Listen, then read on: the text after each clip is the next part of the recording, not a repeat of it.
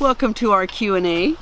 I'm Rinda. I'm Jim. And we are Heartiness Approach. And glad of it. This is our second Q&A. We're on a roll here. Yeah. We need more questions because today we're just going to answer some things about life, liberty, and your pursuit of being healthy. Well, this is the girl who spends a good part of her every work day, talking to people who desperately need some help on their nutrition. And so she gets a lot of questions, a lot of circumstances, a wide variety of people. So she's going to be able to talk based on some of her standard talks that she gives there as the folks come in with various challenges. So it is like questions and answers. And you just jump in anytime I say something of relevance that you can understand. Can I ask you questions? No. Okay. I'm just going to talk about what your basic diet is. A basic diet for a diabetic, from the American Diabetic Association, is not what diabetics should be eating. It's not what people with high blood pressure should be eating. So there's a basic standard that if you eat this kind of food, your diabetes is in control. Your blood pressure is in control. And I'm going to think that if you are pre-diabetic or someone who doesn't ever want to be a diabetic, it keeps that at bay. Right. Okay. A quick overview from us. 13 years ago this month, he had a heart scare. And we ended up with him in the cardiac unit for 3 days. And when we came out, we made some major life changes. What we did was we eliminated processed food from our diet. We kept to that strictly for 3 years until we ended up going and living with children. And then we've always lived it. Even for the last 10 years, we've always lived it. But it was too easy to pick up stuff or to say, your hardest thing that you're going to do is not offend someone else when you're with them, to not take their food, or to say, okay, I'll take their foods because I don't want to offend them, and then your body suffers from it. Right, Jim? Yes. So I'm going to ask Jim really quick to share what happened with his high blood pressure. You came from a family of high blood pressure. Yeah, there was high blood pressure, and we thought it was normal. Well, at that time, yeah, we thought that's just how it is. Your family's that way. That's how you're going to be. And I hadn't gotten onto medication yet, but my blood pressure was getting there and disturbing. It's not a place I wanted to go. My situation was that with this heart scare, which turned out to be stress, but it still woke us up, we changed our diet totally, and to be what we're doing now, or at least the precursors of it, made drastic changes. I mean, we threw away so much food, and it made a huge difference. It dropped the weight, but in the process of dropping the weight and the other changes that happened is my blood pressure turned around, and it's ideal. It's perfect. We dropped the weight. That's what he said. So really, when we got rid of the processed food, the weight just dropped off, and we didn't do it to lose weight. And that's weight in inches. I mean, it was inches more than weight, I would say. But we were flabbergasted as we started doing it, that it just started, the weight just started going away. We were both the highest we'd ever been, and both of us had a belly. You had a pretty good sized belly. Yeah. And it's gone. So what do we eat? We eat real food. We don't eat processed food in the ideal world. And I can tell you that our recommitment, and if you don't keep recommitting, then you lose. And so we keep recommitting constantly. And so by eating real food, don't eat processed food. Eat food that is from your garden. Eat food that is from a farmer's market, that is from produce, that is good food. And if you can't get organic, then scrub the daylights out of it, right? Yeah. And Eat a variety. Scrub the daylights out of it, meaning you put it in water and wash it thoroughly. With you may soap. need to put soap on We it. put soap on You it. may need to scrub it if it's, has a skin on it that should be scrubbed to get this anything off of it that could be residue left over from that spray that's going to be put on it to keep it healthy.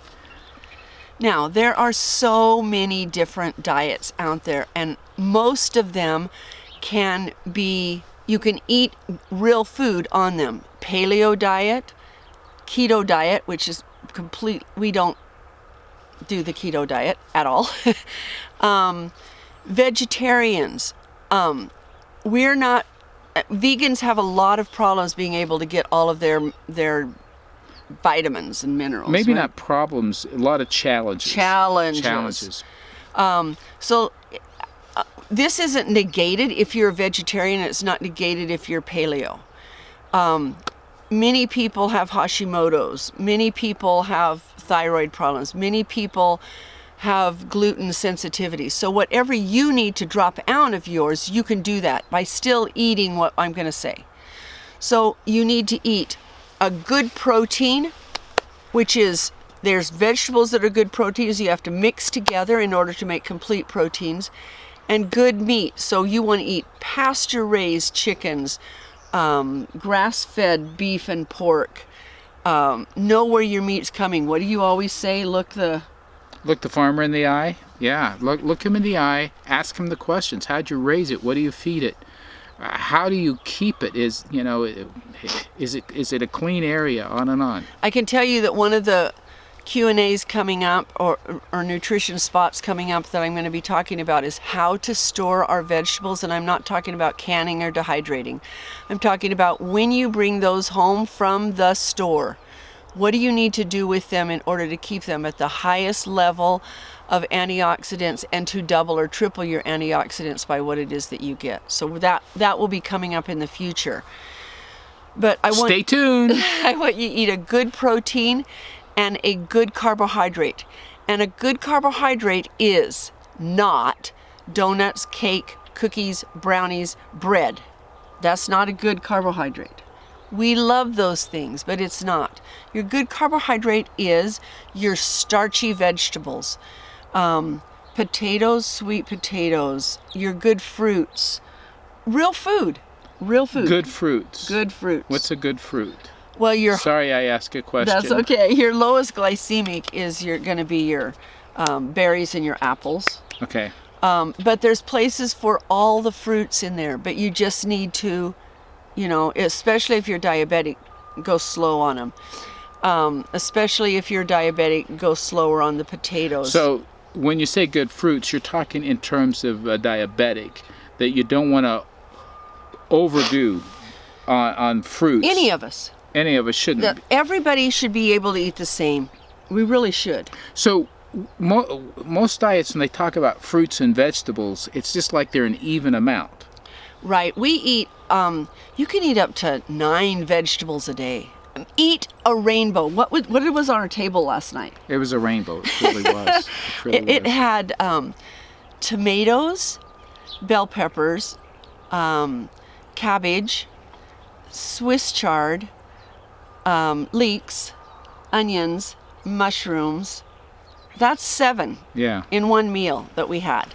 So saying 9 vegetables, different kinds of vegetables, or 9 servings of vegetables a day, you're not saying you could also do 9 servings of fruit. No, you can't. I don't want you to do any more than 4. And you do them sparingly. But they're your carb. They're your good carbohydrate. So we're eating a good... So you need them. Yeah. But not overabundance. Because right. Especially for diabetics and those of us who don't want to go there, we don't want that sugar load.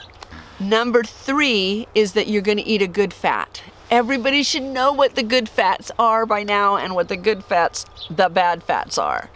In my group that I teach at work, I am thrilled to announce that nobody uses margarine. They don't use Crisco. They know, and they're now learning that you don't use the vegetable oils. And so that's wonderful. That's huge strides in the last 13 years from when we were doing it. Yeah.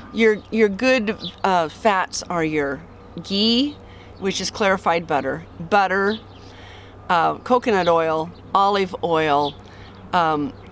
We don't use palm oil, but it can be okay. And you don't want it, you want all the natural good stuff. And so you want to include a little fat with, put a slab of butter on your vegetable. Make sure that you're getting the good fat. Your brain requires the fat. You need it. And then we mix it all with a non-starchy vegetable. So vegetables like a carrot, raw, is non-starchy. You cook it and it's starchy, but then it becomes a carbohydrate. Oh, there were carrots in that last night too, so that's 8 vegetables. But they were starchy. That's okay. But they were okay. That's okay. That's okay. Don't let yourself starve. You want to eat breakfast in the morning, break that fast, get your energy going, have a mid-morning snack, eat your lunch, have a mid-afternoon snack, eat your dinner. Don't eat a snack too close to dinner tonight. If you need a snack, go ahead. But with each one of these, you're going to make sure that you're including nuts, that you're including seed. You're going to want to get foods from all 4 groups in your snack, if at everything. all possible. The best thing to do is get a plate, put a little cottage cheese on it, or yogurt. He doesn't like cottage cheese. Put some fruit on it, put some snap peas on it, and a little pile of nuts. Boom, you've got all 4 right there. And eat to your heart's content, but eat the right amount of things and get rid of fast food, get rid of processed boxed foods, get rid of that. And you will not believe how good you feel. Well, what we find when we're doing a decent meal, enough, and then a small snack in between, is that come time for the next meal, we're not like famished and we eat so fast we don't realize that we've eaten and we eat too much. We're not doing that. You're not as hungry, so you're able to be satisfied. But you have to have enough because your body it's using up. So you need to build it back up. Let me end with this. When I worked at the nursing home in Oregon before we left there, I had a lot of diabetics. And they would have me check their blood sugar in the morning. And if it was low, then they would say, oh, goody. And they would have cereal, toast, orange juice, milk. Carb, carb, carb, carb. And then at lunch, they're like, well, why is my blood sugar so high? Or, I would teach them, you need to add protein in, so have bacon and eggs for breakfast. And then their blood sugar would be really good. And they're like, for lunch, they'd go, oh, good, then I could have a piece of cake.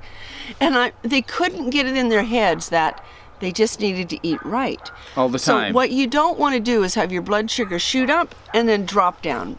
Blood sugar shoot up and drop down.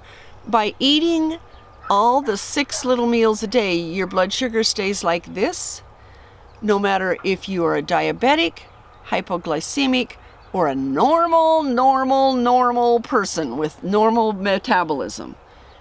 Eat and you'll feel good. So putting your body in chaos is not good for it. Not good. I hope that helped you today, and we're going to go on with our day now. Thank you for joining us. Thanks for watching. Share, like, and subscribe.